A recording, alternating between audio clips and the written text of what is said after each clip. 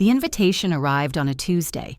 Heavy cream stock, navy border, engraved letters. Matthew and Claire Jennings cordially invite you to a private dinner, followed by a handwritten line in Claire's familiar slanted script, Amy, we'd be honored. No uniforms, just friends. Come. I remembered Claire from years ago. She used to send us birthday cards, always late, always with a long note tucked inside. My mother had adored her. We hadn't spoken in years, but there were names you never erased. I accepted. The address was in Ruxton, a quiet Baltimore suburb where the hedges were trimmed like punctuation and the mailboxes didn't lean. I pulled up just after 7. Stone house, slate roof, every detail speaking of a kind of wealth that didn't advertise. I parked at the far end of the curved drive and walked the path myself. A server opened the door. Inside, the air smelled of lemon oil and old books. There was a piano somewhere, jazz spilling softly from behind a wall. My shoes clicked once on the foyer tile before I stepped onto the Persian rug. The room ahead glowed with golden lamplight and laughter. "Good evening, ma'am," the server said, taking my coat before I could remove it myself. "Would you like white or red?" "White," I answered, out of habit. He returned with a glass and a napkin. I thanked him and stepped inside. The party had already settled into its rhythms. About 20 guests, evenly split between men and women, mostly in their 50s and 60s. All of them had that particular polish. Expensive watches worn carelessly, voices trained to project. I scanned the room. State Department, academia, military, finance. Retirement didn't apply to people like this. They simply shifted offices. I moved toward the edge of the room. Near the bookshelves, a low conversation about the upcoming defense budget was underway. Near the fireplace, a louder voice was telling a story. So I tell the kid, if you can't handle 24 hours with no sleep and a rucksack, you're in the wrong damn outfit. The man speaking stood with one elbow propped on the mantel. Square build, silver at the temples, uniform posture even in civilian clothes. His blazer was a half size too tight across the shoulders, as if it had once fit and no longer did. His drink was untouched. He didn't notice. He was too busy holding court. Colonel Richard Miller. I recognized the name. Army, infantry, Gulf, Iraq, 2 tours in Afghanistan. Known in the circuit for his speaking engagements and panel opinions. Decorated, certainly. Also known for his commentary on the decline of standards in the armed forces, especially, though not exclusively, when it came to women. He didn't see me. Not really. His eyes passed over me once and kept going. I stayed where I was, listened, watched. The first remark came after I'd been there 20 minutes. Claire appeared at my side, cheeks flushed with the kind of hospitality that had been rehearsed since college. "Amy, I'm so glad you came." I smiled. "Thank you for the invitation." "We're just about to sit down," she said. "Would you mind helping carry in the salad plates?" She meant nothing by it. There was no weight in her voice. No hint of hierarchy. But before I could answer, Richard Miller spoke up. "I've got it," he said, pushing off the mantel. Then, with a glance at me, "Actually, why don't you get that, sweetheart?" He didn't ask. "Plates are through there," he added, pointing vaguely toward the kitchen. "Just be careful not to stack too many. Don't want you dropping anything." The room didn't fall silent, but it quieted. A few people looked up. Some looked down. The rest looked away. I held his eyes for exactly 1 second. Then I nodded once, small, unreadable, and turned toward the kitchen. The catering staff had already arranged the trays. I waited there a moment, standing out of their way, pretending to check my glass. Then I returned to the dining room with nothing in my hands. Colonel Miller glanced at me as I passed. His smile was sharp. "Guess we're missing initiative in the younger generation," he said loudly enough for 4 people to hear. A man near him chuckled. Another looked mildly embarrassed but said nothing. I didn't respond.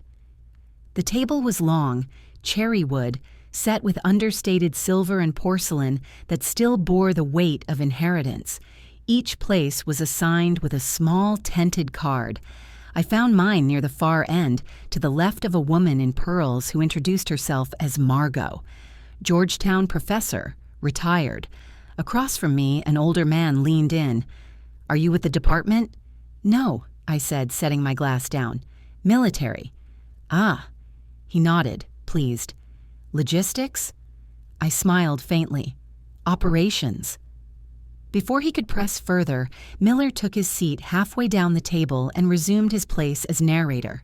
He dropped names like pebbles, waited for them to land, gauged reactions. Afghanistan, Kandahar, Ramadi. He spoke in timelines and strategy, all of it circling back to the same implicit thesis. Men like him made the military what it was. Men like him held the line. "And let me tell you something," he said halfway through the first course. "The difference now? Standards have dropped. You get people signing up who couldn't survive a night in the desert without backup or bottled water." He glanced toward me as he said it. Not directly, but close enough. Claire winced. I kept eating. "What was your branch?" someone asked him. "Army, infantry, commissioned in 91. You?" The man answered, but Miller wasn't listening. He was looking around the table again, measuring who still appeared engaged, who nodded, who shifted uncomfortably. He fed on those shifts. Second course. Glasses refilled. A story about a field exercise where someone panicked and cried over a sprained ankle. He didn't name the gender, but his tone did. Margot asked me a question. Something about whether I'd always known I'd serve. I answered simply. She smiled. Then Miller again. He reached for the bread basket, glanced toward me. "Can you pass that, hun?" I did. "Thanks," he said. "You'd make a good aide." There were 3 women at the table. Claire, Margot, and me. He hadn't spoken to the other 2 once. Dessert was served. I declined coffee. Claire rose to make the final toast. Her voice was steady, practiced, but warm. She thanked each guest by name, one by one, adding small personal details. I knew what she was doing, making everyone feel seen, remembered. When she reached Colonel Miller, she smiled politely. To Richard, for always having a story and a strong opinion. Laughter. Then she turned to me. "And Amy," she said, raising her glass, "Vice Admiral Amy Carter, United States Navy, Deputy Commander of Naval Forces Atlantic." Silence. Not the awkward kind, the stunned kind, who we are honored to have at our table. Every head turned. Miller didn't move. I inclined my head slightly. Not a smile, not a correction, just acknowledgement. Claire finished the toast, glasses lifted. A few guests clinked theirs near mine, offering soft murmurs of thanks and recognition. Colonel Miller raised his glass, but not all the way. His hand was tight around the stem. The color had drained from his face. The confidence, the loud certainty that had animated every word he'd spoken, had collapsed into something smaller, almost unrecognizable. He cleared his throat. "Takes all kinds to make the system work," he said too quietly. No one responded. I folded my napkin beside my plate. After dinner, the guests drifted into smaller conversations. Someone moved toward the piano. Someone else brought up real estate. A quiet debate started about naval procurement, its tone cautious now. I stayed seated for a moment longer, fingers lightly resting on the edge of my plate. Colonel Miller hadn't spoken again. He'd finished his wine too quickly, then switched to water. His posture shifted, shoulders less squared, arms tighter to his sides. When he did speak, it was to the man beside him. Something about the old way of doing things. No one leaned in. Claire caught my eye across the room. She gave me a small nod. Gratitude, maybe, or apology. I didn't return it. Not yet. I stood, smoothed my blouse, and walked to the edge of the room. A man near the bookcase stopped me. "Vice Admiral Carter," he said. He was polite, older, a former legal advisor for the DOD. "I didn't recognize you earlier. I feel like I should apologize." I raised my brows slightly. For what? For not knowing who I was speaking to. "That's not an apology," I said. "That's a description." He blinked, then chuckled. Fair enough." He moved aside. I passed through the room again slowly, watching the way people reoriented themselves. The same guests who had looked through me earlier now shifted to make space. Some smiled, some nodded with that particular expression, deferential but cautious. One man stepped aside too quickly and almost spilled his drink. People who rely on hierarchy understand it best when it isn't spoken. I stood near a window and sipped water. A white orchid sat in a ceramic pot on the sill. Beyond the glass, the yard stretched into perfect dark. Beyond that, trees, motionless. The silence in the room now had a different texture, the kind that settles after an earthquake. He hadn't approached me. Richard Miller. He stayed where he was, talking only when spoken to, no longer interrupting. I didn't need to watch him to know this. You learn early in uniform to read a room without looking at it. Tone, rhythm, volume, the way people breathe between sentences. "Vice Admiral," someone said again behind me. A civilian this time. Contractor, I guessed. Black-rimmed glasses and a practiced smile. I turned. "Forgive me for asking," he said, "but why didn't you correct him earlier?" I met his eyes. He wasn't being cruel, just curious. The kind of man who assumed silence was indecision. "I didn't come here to be correct," I said. He didn't understand, but he nodded. The conversation moved on. When I returned to the entry hall, the coats were already being pulled from hangers. A few goodbyes were happening too loudly. Compensation. The piano had stopped. I caught the end of a sentence from someone saying, "Should have seen his face." Claire stood at the door, smiling in that serene way hostesses learn to maintain, even when they're tired. She hugged the departing guests. Each embrace lasted the same exact beat. I waited until the group ahead of me cleared the threshold. She turned to me. "Amy," she said softly. I didn't make her uncomfortable by holding the silence. I simply said, "Good night." She hesitated. Then, "You didn't have to come tonight." "I know, but I'm glad you did." I nodded. "Would you like someone to walk you to your car?" "No," I said. "Thank you." I stepped out into the cool night, my heels quiet on the stone. The next morning, I woke at 0500 as I always do, ran 5 miles before sunrise, showered, dressed, packed my uniform for later. I didn't mention the dinner to anyone. No debrief, no commentary. The staff had already filed the necessary logistics reports from last week's meeting in Norfolk. We were ahead of schedule on the next phase. That was all that mattered. At noon, I reviewed briefing slides. At 1400, I chaired a strategy session. At 1700, I stood alone in the corridor outside a secured room and watched the rain hit the window in precise diagonals. Somewhere, my father would be reading the newspaper. Somewhere, my older brother would be correcting someone's posture on a golf course. Somewhere, Richard Miller would be realizing that silence, handled correctly, could last longer than any reprimand.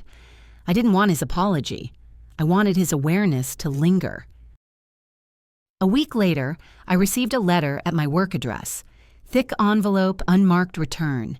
Inside, cream notepaper and a single sentence. "I failed to recognize your position. Please accept my regret." No salutation, no rank, no signature. I placed it back in the envelope, slid it into a folder marked unsorted, and filed it behind 2 years of correspondence I would never reread. The important thing, I've learned, is not who sees you. It's when. It's in the moment when certainty collapses. When the story someone tells themselves, that you are small, peripheral, manageable, no longer fits the facts in front of them, that's the moment they remember. Not your name, not your title, just the weight of your presence and the silence that followed it. 3 days later, I received a message from my liaison at Navy Public Affairs, polite, neutral in tone. Someone from the Jennings event reached out for a bio confirmation. We directed them to the official site. I didn't ask who. I didn't need to. When hierarchy cracks, people scramble for verification. That afternoon, a D.C. newsletter ran a short blurb. Vice Admiral Amy Carter, Deputy Commander of Naval Forces Atlantic, was a guest at a private diplomatic dinner in Baltimore this week. Attendees described her as measured and gracious. The words weren't mine, but they were enough. 2 hours later, someone forwarded me a screenshot.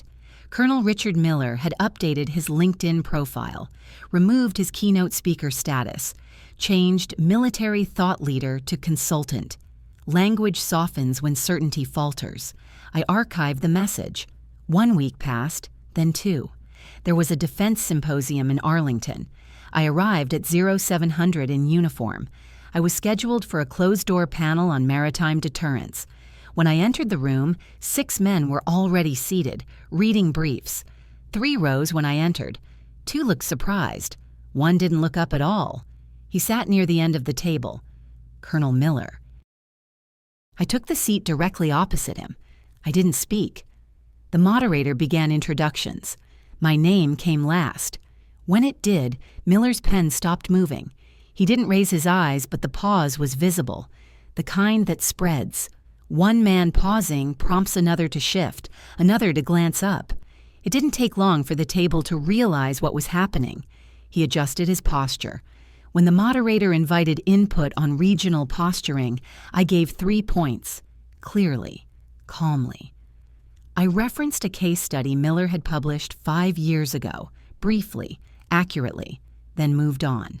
He did not interrupt. Afterward, in the corridor, a young officer approached me. "Ma'am," she said, "I just wanted to say thank you." For what? For staying quiet, at the dinner. I looked at her, saw the steadiness in her shoulders. Second lieutenant, surface warfare pin. Not new, not naive. "There are different ways to hold a room," I said. She nodded.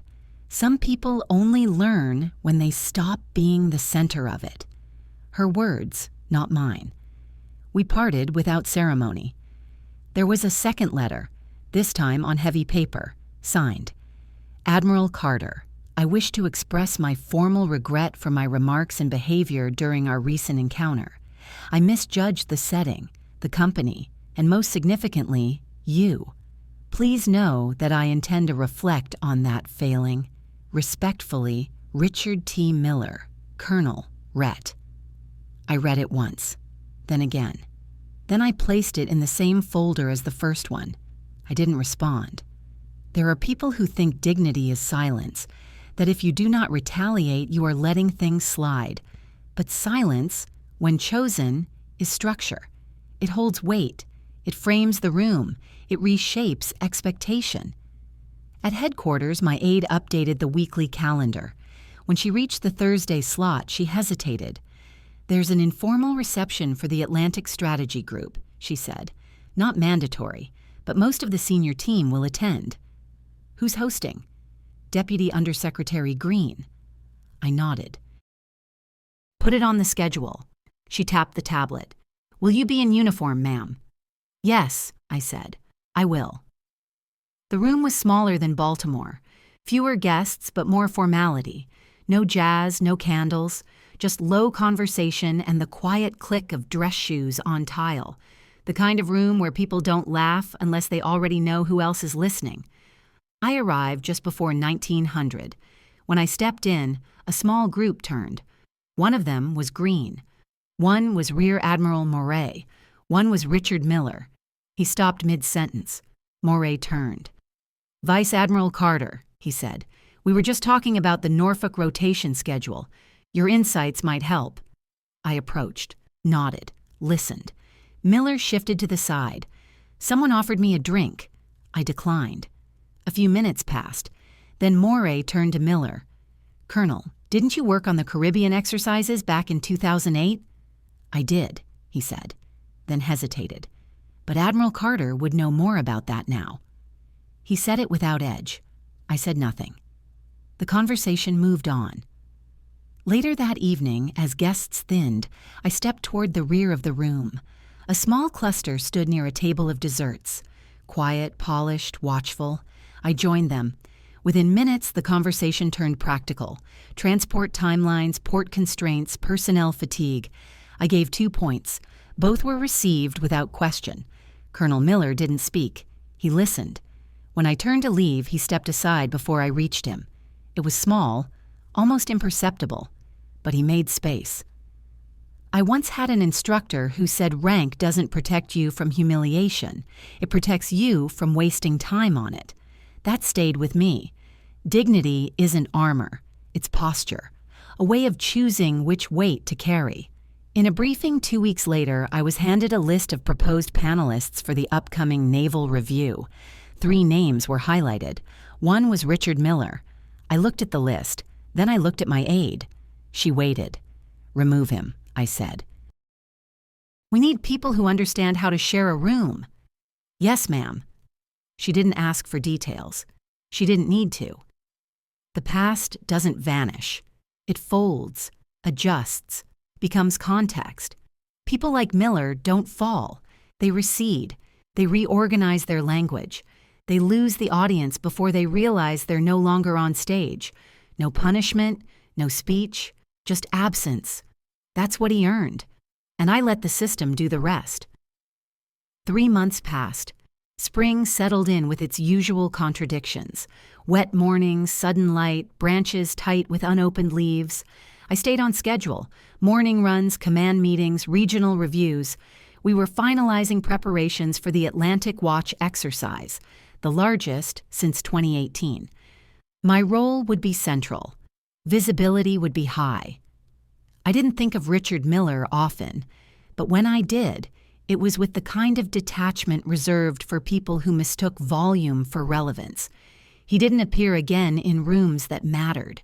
His name surfaced once, mentioned in a planning memo as a possible media consultant.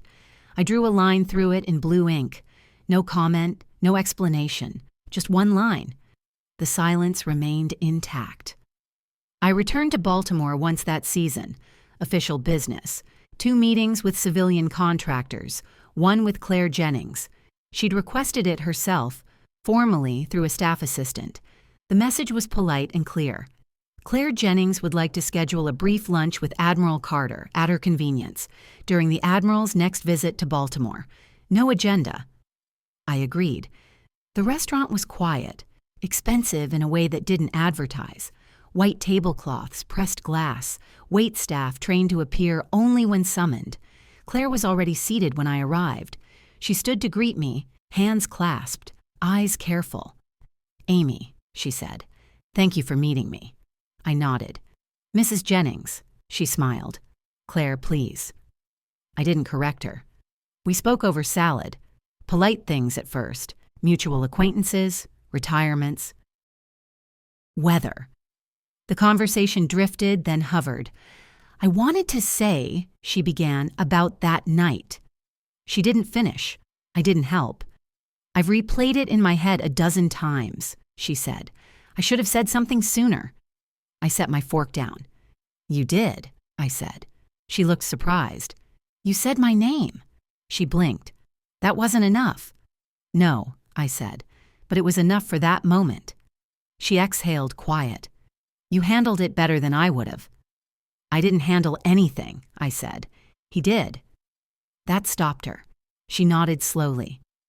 We finished lunch without dessert. She paid the bill without offering to split. I let her. Outside, the wind had shifted. Sunlight on wet pavement, faint scent of magnolia in the air. She adjusted her coat and paused. "He wrote me," she said. "I know." He asked me to pass on an apology. Again. I didn't answer. She swallowed. I didn't. I met her eyes. "That was the right choice," I said. She nodded once, and I watched her shoulders ease, just slightly, as if permission had been granted. We parted at the curb. She didn't hug me. Later that month, at a closed session with senior naval leadership, I was asked to review final recommendations for the summer command rotations. I made one change, quietly, a name removed, another elevated. No comments recorded in the minutes. The change was accepted. When you don't need credit, decisions move faster. I was invited to a graduation ceremony at the Naval Academy in May, not to speak, just to stand with the others. I wore full dress whites. The day was bright and windy, the kind of spring weather that makes polished shoes harder to manage on brick paths. The cadets looked impossibly young and impossibly certain. During the recessional, I stood with a cluster of officers near the platform. One of the new graduates passed and hesitated. She looked at me, and I saw something in her face, a question she didn't ask. I nodded once. She nodded back. That was enough. There's a story people like to tell about power, that it's loud, commanding. A hand raised above the noise. But I've learned that real power doesn't have to raise its voice. It only has to be present. A few weeks later, I received a package. No return address. Inside, a copy of Joint Operations Doctrine, heavily annotated. The spine cracked from use. Tucked inside the front cover, a single sheet of paper, typed. I've resigned from my speaking engagements, declined the panel invitations. I've started reading again. No request for response, just a record of course correction. I thought you should know. No name, no signature. Unnecessary. I placed the book on my shelf between the Naval Review from 2002 and a binder of operational case studies. I didn't mention it to anyone. Some messages are meant to land without witnesses. In late June, my team finalized preparations for the next briefing with ComNav Forland. We met in a secure room 2 floors below surface level. No windows, fluorescent light, pale walls, brushed metal chairs. Before the meeting began, my aide handed me a folder. Minor update, ma'am. Inside was a summary of personnel assignments and consultation records for the past fiscal year. Richard Miller's name was no longer on any of them. I initialed the page and passed it back. No ceremony, no comment, just closure. The morning after the briefing, I stood alone on the observation deck just before dawn. The air was still. No sound except the quiet hum of equipment and the distant creak of metal settling into temperature. Below, the harbor stretched out gray and still, ships moored in disciplined rows. Beyond them, the Atlantic, a flat line of darkness barely separated from the sky. I stood there for a long time, not thinking, not remembering, just present. There are no headlines for silence, no promotions for restraint, no medals for the absence of escalation, but there are rooms that rearrange themselves around you. And there is dignity in being the reason they do. That night, I returned home after 2200. My street was quiet, lights in windows, no motion. A neighbor's porch light cast a triangle of gold on the sidewalk. I opened the door, stepped inside, removed my shoes. The familiar click of the lock behind me. No messages on the machine, no alerts, just the steady quiet of my own space. I set my keys down. Then I sat in the kitchen, still in uniform, and poured a glass of water. The refrigerator hummed. A draft moved gently through the house, lifting the edge of the curtain above the sink. Nothing was broken. Nothing needed repair. And no one needed to understand.